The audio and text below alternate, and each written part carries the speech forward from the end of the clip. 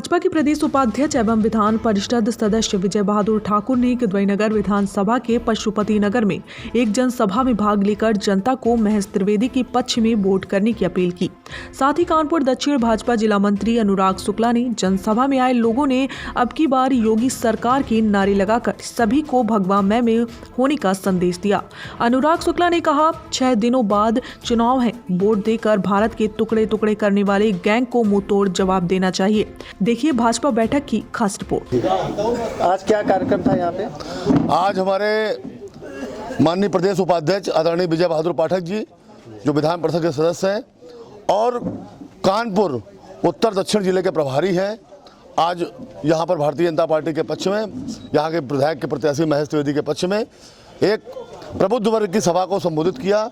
और माननीय विजय बहादुर पाठक जी ने हम लोगों को जो मार्गदर्शन दिया है, जिस तरीके से हम लोगों को काम करना है, आने वाले 6 दिन बाद जो मतदान है उसके संदर्भ में हम लोगों को विस्तार से माननीय विजय बहादुर पाठक जी का हम लोगों को मार्गदर्शन प्राप्त हुआ। तो अभी आपका संगठन किस तरह कार्य कर रहा है? क्या समीकरण बन के आ रहे हैं? हमारा संगठन देखिए, निश्चित तौर पर हमारा संगठन केवल चुनाव के समय काम नहीं करता है। हमारा संगठन लगातार क्रियाशील रहता है। हमारे संगठन के सभी कार्यकर्ता चुनाव के समय को छोड़ करके, चुनाव खत्म होने के बाद भी हम लोग समाज के बीच में, लोगों के बीच में जाकर के अपनी बात कहते हैं, लोगों को जोड़ने का काम करते हैं, सर्व समाज को लेकर चलने का काम करते हैं, सेवा का काम करते हैं। सारी चीज़ों में भारतीय जनता पार्टी के कार्यकर्ता पूरे 5 साल क्रियाशील रहते हैं। तो अभी आपके क्षेत्र के क्या मुद्दे हैं? किस मुद्दे पे जनता वोट करेगी भाजपा? हमारे देखिए क्षेत्र के जो मुद्दे हैं वो ये है कि विकास के नाम पर, सुरक्षा के नाम पर, और जो हमारे यहाँ जो कोरोना की महामारी आई उसमें जिस तरीके से योगी सरकार ने और मोदी सरकार ने आम जनमानस को बचाने का काम किया और पूरे देश में जिस तरीके से रिकॉर्ड तोड़ वैक्सीनेशन देने का काम किया, उससे हमारा आम जनमानस प्रभावित है। और ये क्रम टूटे ना, ये क्रम चलता रहे और भारत अग्रसर होता रहे, विकास की तरफ बढ़ता रहे। इस क्रम में हम सब भारतीय जनता पार्टी कार्यकर्ता प्राणपण से जुटे हैं कि योगी जी दोबारा मुख्यमंत्री बने, ऐसा, और भारतीय जनता पार्टी की सरकार दोबारा बने। जैसा कि किदवईनगर विधानसभा की बात करें तो यहाँ पे कांग्रेस के प्रत्याशी जो हैं वो भाजपा के प्रत्याशी को टक्कर देने का काम कर रहे हैं, मगर अभी कल की घटना है कि पल्लवी सिंह जो है, इनकी पोस्टल गर्ल हैं, उन्होंने छोड़कर फिर से भाजपा ज्वाइन कर ली। इस पे क्या कहें? नहीं, देखिए, मैं पहली बात तो आपकी बात से सहमत नहीं हूँ कि वो टक्कर देने का काम कर रहे हैं। वो टक्कर देने का बिल्कुल काम नहीं कर रहे हैं, क्योंकि 2017 में हम उनको 36,000 वोटों से चुनाव हरा चुके हैं। और उनके जो क्रियाकलाप रहे 15 साल में, किदवईनगर की जनता सब जानती है कि किस तरीके से उन्होंने धन अर्जन किया, किस तरीके से उन्होंने जो काम किए, उससे ऊब करके भारतीय यहाँ की जनता ने 2017 में उनको हराने का काम किया था।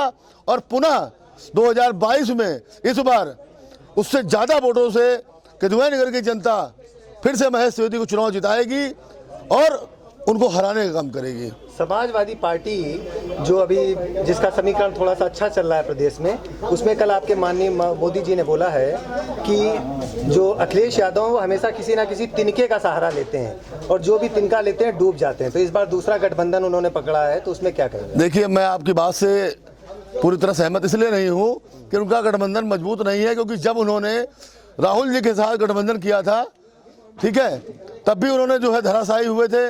उसके बाद उन्होंने सपा बसपा गठबंधन हुआ, फिर धराशायी हुए।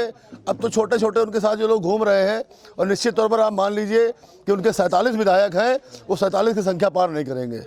संभल में अभी ओवैसी जी ने बोला है कि हिजाब के ऊपर भाजपा जो कर रही है, आगे मुस्लिमों के लिए बड़ी समस्या पैदा होगी। इस पे अखिलेश यादव भी कुछ नहीं कर रहे हैं और भाजपा तो उसका वो कर रही है। हिजाब पे क्या बोलेंगे? देखिए, हिजाब का जो विषय है वो संविधान का विषय है, ठीक है। शिक्षण संस्थानों पर जो हमारे छात्र पढ़ने जाते हैं, हर धर्म के छात्र पढ़ने जाते हैं, गरीब छात्र पढ़ने जाते हैं, अमीर छात्र पढ़ने जाते हैं, उनके आपस में कोई भेदभाव न होने पाए कि अमीर का बच्चा अगर एक सूट पहन करके जाएगा, गरीब का बच्चा कम कपड़े पहन करके जाएगा तो भेदभाव उत्पन्न होगा। इसलिए शिक्षण संस्थानों में ड्रेस कोड की व्यवस्था लागू की गई है कि सभी एक समान दिखें। और इसमें कोई गलत नहीं है कि शिक्षण संस्थान जो हमारे स्कूल हैं, ड्रेस कोड की व्यवस्था हमेशा चलती रही है, उसी को लागू करना है।